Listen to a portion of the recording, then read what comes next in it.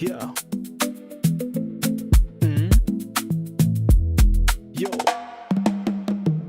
Kuna kadiva nimepata sura fine burukanga, kuna kila kitu mafuru mbanya, nikamshow intentions kumbe kameshani mark, tukatoka TikTok live number, akaingia WhatsApp akarusha hi, akaenda status akanipiga ma likes, nikamuuliza kama anaweza come live kejani saa tosa sidili kaivana kondiko TikTok sahi sasa ni tikitaka, nimepata msupa wako TikTok sasa kejani ni dem tu ndio na bang bang. Nyamaza mamu, babe I'm talking. Unadai java, we utakula coffee. Sure darling, nakamna coffee. Kwanza very hot na mafluffy pancakes.